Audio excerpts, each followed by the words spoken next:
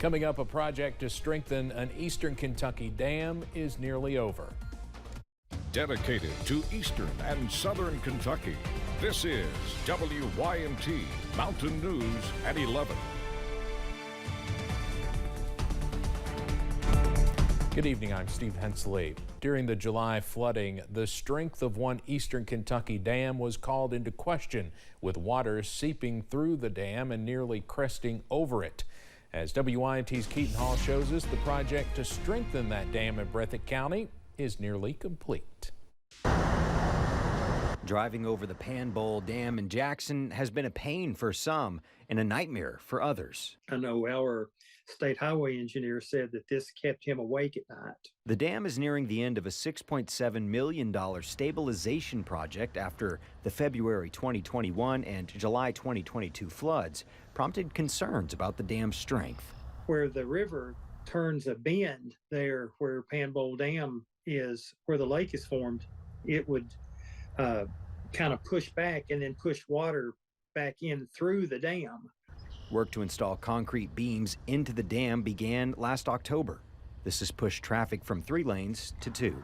And that caused some traffic issues where the turn lanes weren't there, and when people would have to stop in traffic to make a left turn, traffic would back up behind them. Now, H.B. Elkins with Kentucky Transportation Cabinet District 10 says the project will be completed soon. On Tuesday, they're going to move that barrier wall that protected the workers from the traffic, and then they're going to start milling the old pavement in the 2 lanes that are remaining. And traffic should be back to 3 lanes by that Thursday, June 1st, hopefully smoothing the flow of traffic and the Kentucky River.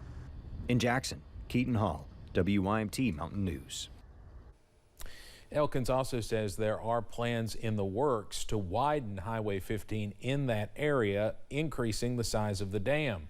However, there is no date set for that project.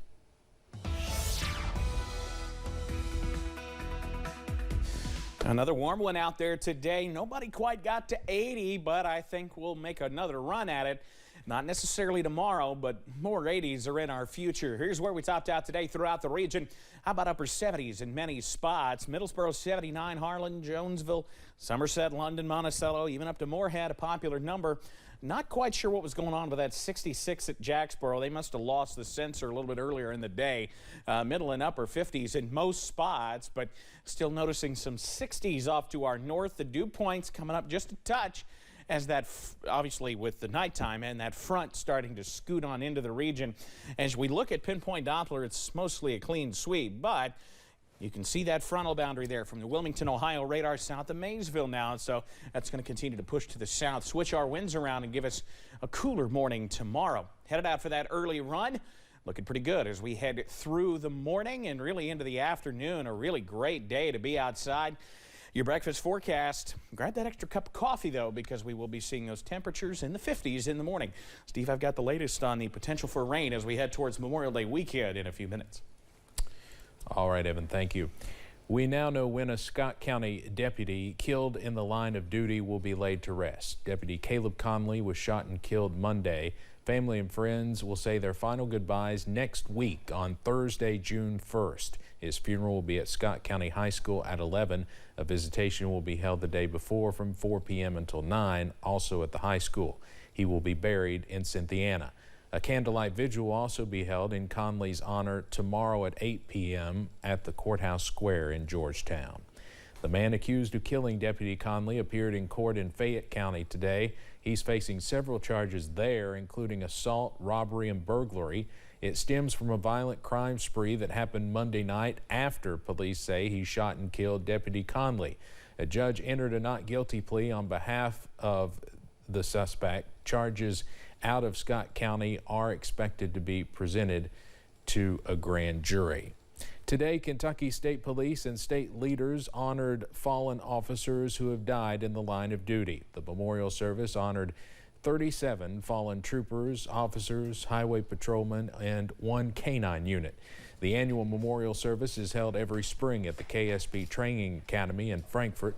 It is not only a time to honor those who've given the ultimate sacrifice, but to also recognize the family and friends those officers left behind. Lieutenant Governor Jacqueline Coleman spoke at the event. I just want to say directly to the families that I cannot fathom what you've been through and what you continue to endure. But I am grateful that the KSP has made this a priority and continues to keep you a part of this family, because I know how important that connection is. And Lieutenant Governor Coleman also honored Scott County Deputy Caleb Conley during the service. His name will not be added to the Fallen Officers Memorial until next spring. Nearly 19,000 Kentuckians have lost their lives to COVID-19 during the pandemic. Now a permanent memorial sits at the state capitol remembering each and every one of them. It's called United We Stand, Divided We Fall, and it was dedicated today during a ceremony. Grayson Passmore was there. The 14-foot-tall sculpture titled United We Stand, Divided We Fall is only fitting for those of this community and this state who have come together in grief, loss, and love over the past few years. And once again today for an emotional unveiling of the memorial, proudly standing at our state's capitol, representing all of the lives lost to COVID-19. Photojournalist Darnell Crenshaw takes us to this afternoon's ceremony. On behalf of the Commonwealth, I would like to welcome you all to the dedication ceremony for the Kentucky COVID Memorial. Kentucky showed the world what it looked like to come together. Generations of Kentuckians will come to this area of the Capitol to learn about our heroes, as well as reflect on the many great challenges that we face together, including the once in every 100 years pandemic. Take my hand.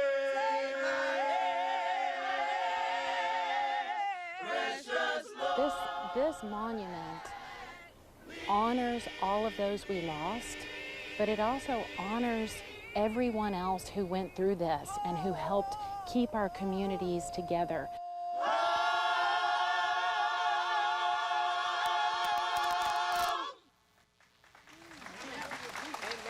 The artwork took about 12 months to complete with a budget of $500,000. No taxpayer dollars were used.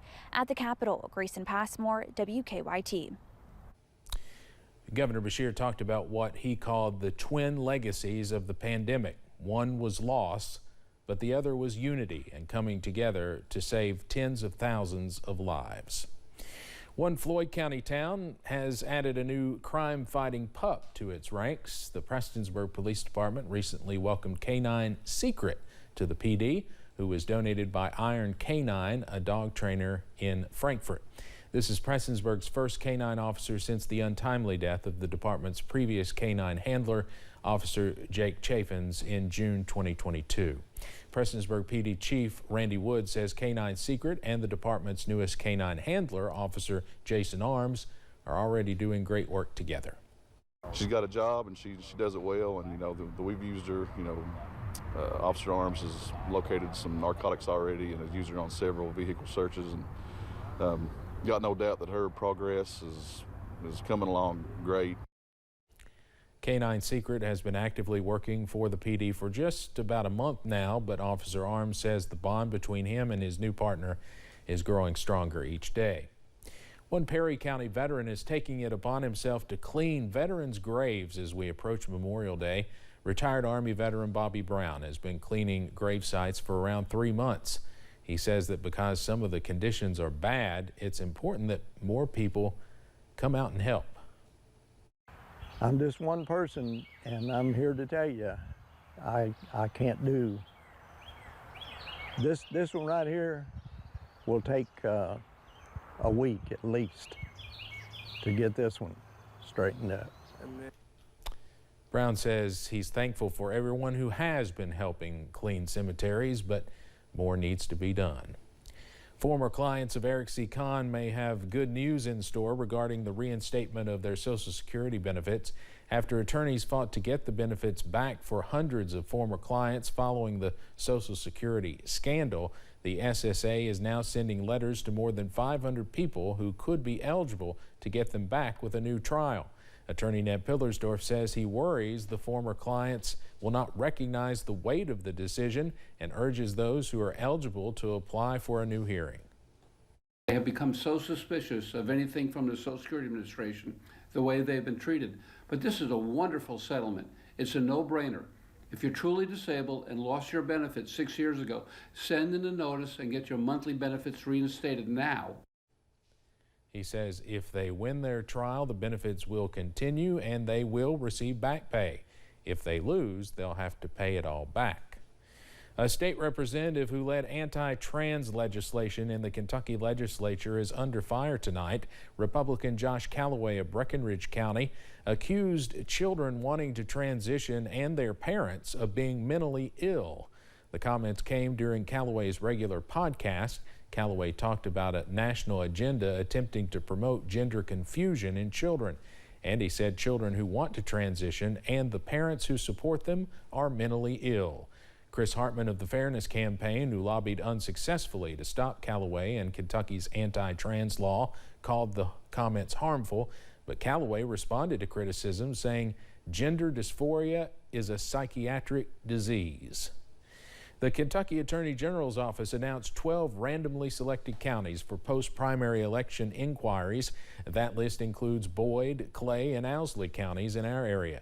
The counties were drawn at random this morning.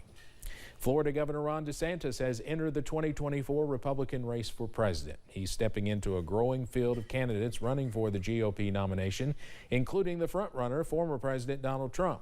DeSantis filed with the Federal Election Commission today and had a Twitter announcement this evening that was plagued by technical glitches. The 44-year-old DeSantis recently stepped into Kentucky politics. He endorsed Kelly Craft's bid for the GOP nomination for governor at the last minute, and she finished third in the May 16th primary. A former coal mine in eastern Kentucky will help car company Toyota use solar energy. Toyota announced a new partnership with the Savion's Martin County Solar Project. The project is converting a former coal mine on the border of Kentucky and West Virginia into a new clean solar energy facility. Toyota has agreed to take 100 megawatts of the electricity generated from the facility and use it in its production. Company leaders hope to have the new solar facility ready next year. Ford is launching its newest truck into the marketplace, and they are all being made here in Kentucky. Ford's Kentucky truck plant in Louisville is beginning to roll out the new Super Duty trucks. Last September, Ford announced a $700 million investment into the plant. More than 8,000 employees are responsible for the nearly 2,000 trucks that come off the line each day. Ford is also making a $6 billion investment into the electric vehicle battery park being built in Hardin County. Addiction Recovery Care is celebrating dozens of its clients earning work-ready certificates. Nearly 80 Millard College students graduated in a ceremony in Inez this afternoon. The Millard College, located in Louisa, is a partnership with Addiction Recovery Care meant to benefit those in recovery and help them find second chance employment through post-secondary education. At one point in time, all the graduates spent time in addiction and are now living a life in recovery. For many, this diploma represents a lot, considering where they've come from.